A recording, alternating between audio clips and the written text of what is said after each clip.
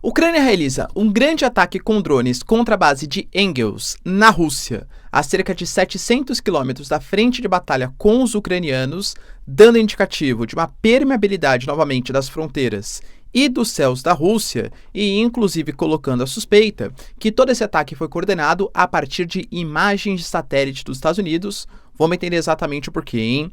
Inclusive, galera, muito possivelmente a Rússia geralmente responde a esses grandes ataques ucranianos, que além de trazerem prejuízos do ponto de vista militar e técnico, também trazem um prejuízo do ponto de vista simbólico. Qual será que vai ser a grande resposta da Rússia? E será que isso de fato ameaça o processo de paz? O cessar-fogo ele foi rompido? Falar também, galera, sobre a Autoridade Nacional Palestina, que negocia com o Brasil maior apoio para a criação de um Estado palestino e inclusive coloca que negociou com o governo brasileiro o boicote a alguns produtos israelenses, entender exatamente o que está rolando, enquanto nós temos a volta dos ataques de Israel à região de Gaza, inclusive com a evacuação de algumas cidades, principalmente ao norte. Só que isso está trazendo um grande prejuízo, tanto do ponto de vista econômico como também social em Israel, que pode acabar culminando com a queda de Benjamin Netanyahu, e entender o porquê. Para finalizar, pessoal, falar também sobre as decisões do Banco Central americano e do Banco Central brasileiro acerca da taxa de juros, inclusive com o Federal Reserve, que é o Banco Central americano, deliberando que algumas medidas estão prejudicando o crescimento econômico americano, que já reduziu o crescimento do PIB para o ano que vem e para 2027. Enquanto isso, a gente tem também uma briga judicial se alastrando pelos Estados Unidos, com o presidente da Suprema Corte dos Estados Unidos fazendo indiretas contra o governo Trump, alegando que ele está colocando em risco a democracia. Será que teremos, pessoal, uma batalha judicial nos Estados Unidos? Se vocês querem entender um pouco mais sobre esses assuntos, e muito mais também sobre geografia, geopolítica, atualidades, política, polêmicas, enfim. Tudo para você se manter sempre bem atualizado. Já se inscreve no canal, deixa seu like, compartilha esse vídeo, que o professor Ricardo conta muito com a sua ajuda. Belezinha? Pessoal, para quem não sabe, a Nômade, que é a maior e melhor conta internacional do Brasil, é parceiraça aqui desse canal e está oferecendo para você a possibilidade de comprar dólares e ainda ganhar um cashback a partir da sua compra. Sim, galera. Eu diria que assim, né? Poxa, não é nenhuma recomendação de investimentos, tá? Mas talvez você esteja preocupado com uma crise fiscal, com a situação do Brasil, com a situação do mundo, ou talvez nem seja uma coisa conjuntural, mas muito mais uma coisa estrutural mesmo, que é diversificar, colocar seus ovos em várias cestas diferentes. A Nômade, galera, utilizando o cupom aqui, ó, Ricardo20, ela deu a possibilidade de você democratizar, né? Democratizou o acesso a investimentos no exterior. Então você consegue de maneira super rápida, didática, galera. Baixa o aplicativo, é super rapidinho, faz o registro ali, você já consegue comprar os seus dólares, investir em renda fixa ou renda variável no exterior, sem taxa de manutenção, taxa de corretagem, coisa que valha. A Nômade ainda permite que você consiga, por exemplo, usar ou pelo celular ou pelo cartão que você tenha o seu dinheiro em mais de 180 países diferentes. Essa coisa de ficar comprando moeda, convertendo câmbio, tal, caríssimas taxas, isso é coisa do passado, tá? A Nômade te ajuda muito nisso e ainda tem a possibilidade, caso você queira, de usar o cartão de crédito que eu uso, que é o Nômade Explore. Galera, é sensacional, tá? Você vai usando o cartão de crédito, paga a conta de luz, conta de água, gasolina, restaurante, tá? Enfim, e você vai ganhando cashback dolarizado. Tem a possibilidade de usar o Nômade Lounge ali no Aeroporto Internacional de Guarulhos, por exemplo, fora outros vários benefícios, como, por exemplo, desconto na compra de dólares, dentre várias outras questões. A Nômade, galera, de verdade, tá? É sensacional. Então, caso você queira aí, ó, ter acesso aos seus dólares e a um patrimônio no exterior, link na descrição, pessoal. Eu, professor Ricardo, eu recomendo bastante aí para vocês a Nômade, caso você queira diversificar os seus investimentos. Belezinha? Então, bora lá pro vídeo, pessoal. Seguinte. Como eu trouxe para vocês na introdução, nós tivemos um grande ataque que foi feito pela Ucrânia, um ataque com drones, a uma região super estratégica da Rússia, que é a base de Engels, uma base em que ali estavam instalados bombardeiros estratégicos, inclusive de capacidade nuclear, que são apelidados de os cisnes brancos. Essa base, ela foi construída lá no comecinho da União Soviética, fica ali às margens do rio Volga, né, a região. E por que isso é muito sintomático? Primeiro porque vários dos ataques que eram feitos contra o território ucraniano vinham de equipamentos, armamentos, munições, enfim, que saíam dessa base. Então só isso já é um baita benefício para os ucranianos. Outra coisa, não foi qualquer ataque. Isso gerou uma mega explosão. Pô, galera, você vê ali, né? Eu não vou colocar aqui as fotinhos para vocês, porque a nossa plataforma não gosta muito de imagens que incentivem coisas não muito pacíficas, tá? Convenhamos. Mas você vê ali a coluna, galera, de fumaça, pô, chegando a uma altitude muito elevada. A gente teve, para vocês terem uma noção, o próprio chefe do distrito de Engels declarando um estado de emergência, embora não tenha confirmado que a base ela foi, né, de fato atacada. E isso é super sintomático no momento em que a gente está começando a tentar discutir uma proposta de cessar-fogo, ou talvez algum tipo de resolução pacífica do conflito. O próprio Trump ele falou ontem que, embora o acordo de minerais não esteja descartado e ele esteja de fato interessado nos minerais terras raras ucranianas, que a questão de uma solução pacífica está sendo colocada em primeiro lugar. Domingo, por exemplo, teremos uma reunião, mais uma reunião, entre representantes dos Estados Unidos e representantes russos para discutir um cessar-fogo que não seja só na questão da infraestrutura energética, mas um cessar-fogo que se estabeleça entre terra, água, mar, enfim, né, solo aí, que seja feito em todos os pontos de ataque. Poxa, um ataque dessa proporção, acho eu, que tende a não ficar barato. O Ministério da Defesa da Rússia, pelo menos até o momento que eu gravo para vocês, não se pronunciou e geralmente a Ucrânia, ela não anuncia os ataques, ou pelo menos ela não reconhece que ela realizou os ataques. Dessa vez eles reconheceram. A Ucrânia confirmou que o ataque foi feito, inclusive com base em drones. Algumas questões, elas ficam um pouco latentes aí. Primeiro, foi o ataque que foi feito com a maior profundidade em relação às fronteiras. Como eu falei para vocês, era mais ou menos 700 quilômetros da linha de frente de combate ucraniana. Um drone ter conseguido atacar numa posição tão longe mostra que existem informantes, inteligência, algo do gênero, em solo russo e uma certa permeabilidade tanto das fronteiras como também dos céus russos. Isso expõe, claro, uma fraqueza. E até por isso que eu falei, a Rússia não pode demonstrar essa fraqueza em pleno momento de negociação de uma paz. Porque, convenhamos, galera, se a Rússia está avançando, conquistando territórios como de fato ela tem uma posição muito mais privilegiada para fazer exigências. É o que o Trump fala constantemente. Zelensky, you have no cards, né? Ou seja, você não tem cartas aí para fazer uma negociação. Porque quem está vencendo é quem vai colocar as cartas do jogo. Penso, inclusive, que foi um ataque até mesmo sintomático e simbólico nesse sentido. Olha, com drones a gente consegue chegar até posições aí significativas, bases militares russas. A Rússia vai querer responder. O último grande ataque, né, que os ucranianos fizeram, os russos responderam usando o Oreshnik, que inclusive foi uma revolução nos equipamentos, porque um míssil, galera, com uma capacidade, eu diria que claro que é muito caro, né? Mas que era um míssil com capacidade inclusive nuclear, mas que não tinha ali, claro, né, os equipamentos nucleares quando foram utilizados, mas levou um alerta para o mundo inteiro. Foi claramente olha, se a gente quisesse, poderíamos ter colocado aqui algumas ogivas e ter utilizado aí artefatos nucleares contra vocês. Outra questão importante. Quando a gente pega o tamanho da coluna de fumaça que foi gerada, muito possivelmente, e são que as informações, o que a mídia está especulando, é que não foi um ataque somente à base, né? A base, pontos ali menos sensíveis, mas que muito possivelmente estariam ali bombas e mísseis que foram atacados. Só que geralmente esses equipamentos eles são colocados em bunkers, em altas profundidades, tal, justamente para evitar esses grandes ataques. A Ucrânia fez um ataque que possivelmente pegou em bombas e mísseis. Como que ela sabia que exatamente naquele momento havia algum tipo de troca de posições, algum tipo de manutenção, alguma coisa que isso estava exposto? É por isso que levantam-se especulações que talvez imagens de satélite, inteligência, e claro que a principal nesse sentido é dos Estados Unidos, podem ter colaborado com os ataques. E é por isso que o Putin fala que ele só vai respeitar o cessar-fogo quando de fato o cessar-fogo contar também com os Estados Unidos e o Ocidente como um todo não fornecendo mais equipamentos, nem militares, nem inteligência para os ucranianos. Lembrando também, ponto importante, e claro, né, como que a Rússia vai enxergar isso? com uma possível interferência dos Estados Unidos, que está querendo mediar um processo de paz entre Rússia e Ucrânia, sendo responsável pelo ataque da Ucrânia em solo russo. Então isso pode, claro, recrudescer e fazer com que a Rússia tenha algumas exigências a mais. Tá vendo? Como que eu posso confiar nos ucranianos se eles fazem, em plena negociação do processo de paz, um ataque contra a minha base?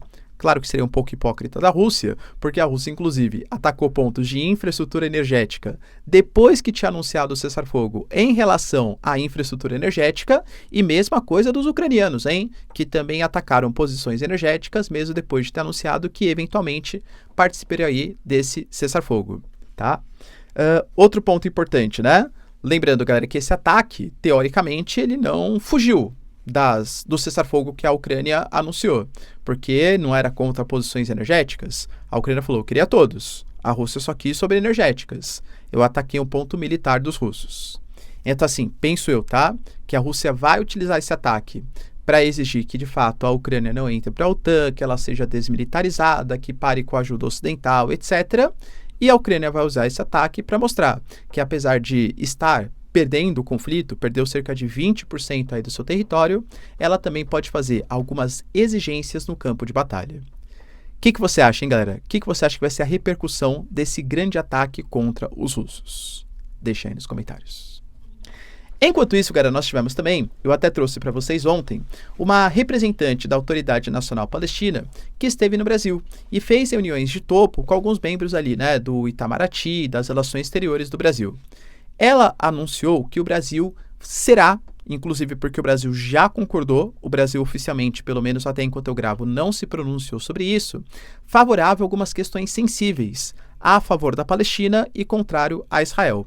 Por exemplo, ela garante que o Brasil vai apoiar a criação do Estado palestino na ONU e, inclusive, em boicotar os produtos de Israel. Falou, por exemplo, que o Brasil está disposto a participar da reconstrução do território de Gaza. A questão é que nem quem sabe exatamente como que isso vai acontecer. O plano anunciado pela Liga Árabe, em que seriam convocadas novas eleições, o Hamas não participaria do processo eleitoral, mas também não seria destruído. E seria feito um fundo de 53 bilhões de dólares para a reconstrução do território de Gaza. Isso foi rechaçado por Israel e rechaçado também pelos Estados Unidos. Então não sei o que o Brasil eventualmente ajudaria a reconstruir, porque nem temos um plano ainda para a reconstrução de Gaza. Aliás, pelo contrário, Israel voltou a fazer ações militares no território de Gaza e aparentemente não vai parar tão cedo. Inclusive falaremos sobre isso daqui a pouquinho, tá? Ela ainda falou que o Brasil deve atuar como um representante na América Latina em defesa dos direitos palestinos e que o Brasil concordou com essa pauta, que o Brasil anunciou que vai boicotar produtos israelenses, não no geral, mas produtos israelenses que sejam sido produzidos nas regiões ocupadas, nos assentamentos judeus, principalmente na Cisjordânia. O escritório que o Brasil tem em Ramallah, que é a capital da Cisjordânia, né, ser transformado em, de fato, uma embaixada, o que muda o grau até mesmo de representação para o Brasil, por exemplo, reconhecendo talvez que exista um Estado palestino, e que o Brasil vai apoiar, por exemplo, a ideia da Palestina ter um assento como membro fixo na ONU. Que é uma pauta, inclusive, que aí acho que o Brasil não teria grandes problemas, visto que a gente fala publicamente sobre o assunto e teremos até uma votação esse ano, não só para a criação do Estado palestino, fisicamente falando, mas para a participação também como membro pleno, porque hoje é só um membro associado, né? Teremos essa votação esse ano, na Assembleia Geral da ONU. Ou seja, são alguns pontos, o Brasil, de novo, não se pronunciou, mas que ela alega que o Brasil vai participar quase como se fosse um interlocutor em defesa da criação do Estado palestino e do boicote contra Israel, pelo menos das áreas dos assentamentos judeus na Cisjordânia, que produzem, por exemplo, tâmaras, tá? Boicotar alguns produtos israelenses.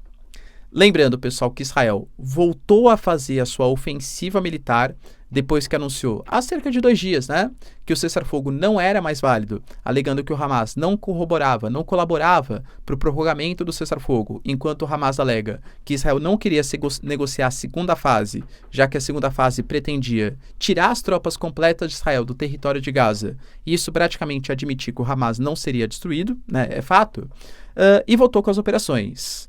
Só que algumas questões já começam a trazer algumas preocupações. Por exemplo, Israel, a gente sabe que é um país que não é muito populoso. Embora a gente saiba que existe um alistamento militar obrigatório e que antes da guerra, por exemplo, todas as pessoas, né, os reservistas, eles tinham ali fazer um período de treinamento, um período de comparecimento ao exército de 30 dias por ano. A gente está falando de um período muito mais longo do que isso. E são pessoas que são professores, economistas, engenheiros, advogados, enfim, que fazem a economia, a sociedade israelense circular de maneira geral, que estão tendo que ser dispostas numa guerra. Por exemplo, só de pensar nas fronteiras ao norte, Israel fala que são necessárias cerca de 10 mil pessoas. Desde o início dos conflitos recentes aí, a gente teve cerca de 800 mortes e 6 mil feridos israelenses. Cara, para vocês terem uma noção, até o debate sobre a participação ou não dos ultra-ortodoxos, que teoricamente, segundo a própria Constituição do Estado de Israel, não deveriam servir ao exército, porque eles servem para a propagação da cultura, da religiosidade, aspectos culturais mesmo de Israel, pô, eu, jovem aqui israelense, que não sou ortodoxo, tenho que participar da guerra. Por que esse cara não pode? Eu que aqui trabalho como economista, não sabe? Então começa a levantar alguns debates. Professor, então vamos convocar os ultra-ortodoxos. E aí o Benjamin Netanyahu perde o apoio de uma parcela importante ali do parlamento, que é essa direita mais ultranacionalista israelense, geralmente com viés mais religioso, entende? Então são várias polêmicas, inclusive dos familiares. Dos familiares que estão cansados de não ter, né, geralmente os homens aí, claro, que estão dispostos na frente de batalha. Então, menos pessoas trabalhando, é queda do PIB, né, porque tem população ativa muito mais focada na parte militar, os gastos militares aumentam, o número de mortes, claro, também aumentam, as preocupações aumentam. Então, assim, Israel geralmente dava, entre aspas, tiros curtos nesses conflitos com Hamas. Só que existe uma grande pressão internacional para que não seja ferido os direitos humanos, claro, no território da faixa de Gaza. Então, por isso que, penso eu, tá? O próprio Israel Katz, o Benjamin Netanyahu, fala assim, pronto, chega, agora a gente fará uma operação militar com a força nunca antes vista na história. Porque quanto mais prorrogar esse conflito, pior é para a questão da aceitação do conflito para a própria comunidade internacional. Israel chegou a cortar energia, cortar fornecimento de água, de insumos, medicamentos, tal. Óbvio que isso gera uma série de críticas, inclusive membros aliados, como a União Europeia, tudo tal. Mas também não pode fazer um ataque devastador, por motivos óbvios, né? Porque existem vários civis, inclusive mulheres e crianças, tal, que estão ali na faixa de Gaza. E uma área super povoada, uma área super densa. Ou seja, a situação de Israel é preocupante, pelo menos do ponto de vista político, para o Benjamin Netanyahu. Ontem, cara, a gente teve também uma notícia interessante acerca das definições de taxas de juros, tanto no Brasil como no mundo. Vocês sabem que eu não costumo falar muito de Brasil, né? Mas acho que é bastante sintomático, porque a gente chegou numa taxa de juros de 14,25%. É uma taxa de juros muito alta. O Brasil, que hoje tem um Banco Central, que claro que quem indica é o presidente, em meio de mandato, né? Mas é um Banco Central supostamente aí, teoricamente independente, tem na figura do Galípolo uma figura que agradava mais do que o Roberto Campos Neto, que era o antigo presidente do Banco Central. Mesmo assim, a taxa Selic subiu 1% e isso é um indicativo. Qual que é a ideia da taxa Selic, né? A nossa taxa básica de juros. Quando o governo ele aumenta a taxa de juros, ele está dificultando que as pessoas contraiam empréstimos, façam financiamentos. Inclusive, grande parte da dívida que o Brasil tem também é atrelada a essa taxa de juros. Então, o Brasil fica com uma dívida mais cara a ser paga. Professor, só vejo prejuízos. Mas, em compensação, geralmente isso é feito para atrair dólares do exterior, já que, convenhamos, a nossa renda fixa fica muito mais atrativa. Então, mesmo o Brasil sendo um país um pouco mais perigoso, entre aspas, como a gente está pagando muito, é um rentismo, né? Muito fácil. Os dólares entram no Brasil, tende a causar uma queda do preço do dólar, claro que se for acompanhado de outros fatores, né? E também tende a fazer com que as pessoas consumam menos. Se as pessoas consomem menos, naturalmente, a ideia é que a gente tenha uma queda do preço das coisas, ou seja, uma tentativa, uma busca pelo controle da inflação. Então, basicamente, você causa uma estagnação econômica para atrair dólares e tentar controlar a inflação. É perigoso, né? Porque, imagine, empresas que se alavancam, são endividadas, a própria dívida brasileira. Você, por exemplo, professor, eu estou pensando em abrir um negócio. Pô, mas será que eu vou abrir um negócio? Porque se eu abrir um negócio, eu vou ter que contrair dívida para fazer empréstimo, fazer financiamento, fazer a construção do meu empreendimento. Se eu pegar meu dinheiro que eu tenho aqui e só colocar na renda fixa, que me paga 14,25%, ou os títulos IPCA que estão pagando mais, IPCA mais 7, não sei o que lá, eu fico ganhando dinheiro parado. Ou seja, você aumenta a dívida brasileira e você tira o dinheiro da economia real. Então, é preocupante de fato essa taxa de juros para o Brasil, tá? Nos Estados Unidos, o Fed, o Federal Reserve, ele não aumentou a taxa de juros, ele manteve no mesmo patamar, colocando na faixa de 4,25% até 4,5% aí, né? Só que deixou algum alerta ligado. Qual que é o alerta, professor? Segundo o Fed, tá? As medidas do governo Trump estão pressionando novamente a inflação nos Estados Unidos. O governo Biden fez com que a inflação subisse muito, bem no finalzinho do governo começou a dar uma queda. Só que quais são essas medidas que o Fed está falando? Principalmente, cara, dos subsídios ou dos cortes de impostos para grandes empresas, o que diminui a arrecadação e gera uma desconfiança em relação ao dólar, e também, principalmente, as taxas, né, as tarifas estrangeiras. Pô, você ficar sobretaxando o produto estrangeiro, ele entra mais caro. Com uma guerra comercial que pode começar com Canadá, México, China, enfim, naturalmente vários produtos vão começar a entrar mais caros. Ah, professor, mas eu não compro o produto diretamente. Não, mas a indústria compra. E se a indústria compra mais caro, o custo de produção aumenta e isso é repassado para o mercado consumidor final. E eu já disse para vocês, CEOs se reuniram com o governo Trump, agricultores se reuniram com o governo Trump. Pode ser que o Trump comece a sofrer uma pressão, porque, tudo bem, pauta dos costumes, deportação dos imigrantes, legal, mas quando a coisa começa a apertar no bolso, geralmente a pressão política também aumenta. Tanto que, por exemplo, já teve uma redução do crescimento do PIB ou da previsão do crescimento do PIB para o ano que vem de 0,2% nos Estados Unidos e para 2027 também vai ter uma queda. Ainda não sabemos quanto, mas uma queda em relação ao que estava previsto anteriormente. E para finalizar, pessoal, ainda falando do governo Trump, uma briga constitucional nos Estados Unidos. A gente sabe que o governo Trump está adotando algumas medidas, no mínimo, um pouco polêmicas, como, por exemplo, o fechamento da USAID, que era o órgão dos Estados Unidos responsáveis pelas ajudas filantrópicas. Ah, professor, mas eles financiavam golpes de Estado. Professor, mas eles estavam financiando projetos que falavam, inclusive, mal dos Estados Unidos em outros países. Beleza. Uma coisa é você fazer uma apuração. Uma coisa é você fazer, né, uma espécie de... Vamos aqui mexer, ver o que tem de errado, consertar, até mesmo reduzir, né? Pô, não, a gente está gastando muito, vamos gastar, sei lá, 50%, 40%. Outra coisa é você fechar o organismo, que são coisas diferentes.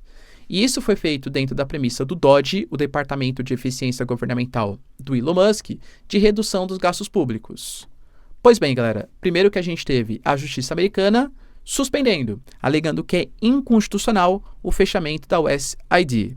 Isso já foi colocado pelo Trump, já foi colocado pelo Elon Musk como um ativismo judicial. O próprio J.D. Vance, que é o vice-presidente dos Estados Unidos, falou assim que é ridículo barrar decisões do executivo, o presidente Trump que foi eleito, por uma decisão judicial. Só que agora a coisa escalou um pouco mais. Inclusive, tá, a Karen Leavitt, que é a porta-voz da Casa Branca, segundo ela, a justiça já barrou 16 ordens executivas do Trump, ou seja, um número alto para, sei lá, 2 meses aí de governo, né? Um número relativamente alto. Só que agora pode ter escalado para uma coisa pior. Por quê? Eu contei para vocês que o Trump estava se baseando numa lei lá do século XVIII para facilitar a deportação de venezuelanos, principalmente porque ele alegava que eram ligados a gangues, né? A Tren de Aragua. Pois bem, galera, um juiz, vendo que essa lei estava sendo usada, segundo ele, constitucionalmente de maneira errada, barrou, suspendeu durante 14 dias. Só que o Trump, ele fez a deportação mesmo assim. Ele alega que o avião já estava nos céus, o próprio Nayib Bukele, que é o presidente de El Salvador, que recebeu os deportados, falou assim, ops, tarde demais, né? Postou ali no seu X, no seu Twitter. Então, assim... Ficou essa dúvida, poxa, será que ele desrespeitou então uma ordem jurídica, uma ordem constitucional, ou será que o avião já estava no espaço aéreo? Ficaram essas dúvidas. Fato é, galera, que o Trump agora, ele exigiu que o juiz que fez essa determinação contra uma ordem executiva dele sofra impeachment. Um presidente brigando com o poder judicial. Professor, já vimos por aí, né? Enfim, né? A gente sabe que essas questões não são só no Brasil, nos Estados Unidos, isso acontece no mundo inteiro, né? Qual que é o grande problema? Hoje, a Suprema Corte, ela é de maioria conservadora, ou seja, na teoria mais afeita aí a um governo republicano do que eventualmente a um governo democrata. O próprio John Roberts, que é o presidente da Suprema Corte, falou o seguinte: por mais de 2 séculos, foi estabelecido que impeachment não é uma resposta adequada para a discordância de decisões judiciais. O processo de apelação serve justamente para esses fins. Não podemos fazer com que esse tipo de medida acabe com a democracia. O juiz, isso é um ponto bem importante que até foge aqui do nosso papo, né? Mas a justiça, ela é o único poder que não é político. Ou pelo menos não deveria agir, né? Ou não deveria ser de maneira política. Ninguém vota no juiz, porque o juiz ele é um poder técnico, ele tem que prestar a satisfação popular. Ah, não, eu vou decidir de acordo com o que a população gosta ou a população não gosta. Não, galera, ele tem que decidir com base no que existe na Constituição. Então, se o presidente fez uma ação e ele julga que pela Constituição essa ação está errada, claro que ele pode barrar. Professor, mas e se o presidente acha que pela legislação está certo? Aí entra, ou deveria entrar, pelo menos teoricamente, o Congresso. Os juízes estão interpretando de um jeito, o Poder Executivo de outro. Ou é porque a lei está muito antiga, está desatualizada, está mal redigida. O Congresso deveria agir e deveria criar e deixar bem claro o que eles entendem que deve ser a maneira correta. Porque o Congresso sim foi eleito, o juiz não, né? Cara, o juiz não representa a vontade popular. Agora, o Congresso sim. Então o Congresso deveria agir. Bom, tem essa discordância? Então vamos aqui, ó.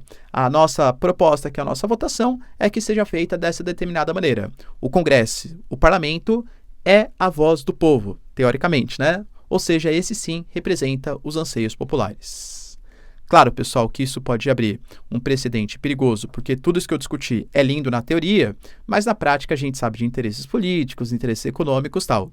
Então pode ser que haja uma briga constitucional nos Estados Unidos entre governo Trump e justiça americana.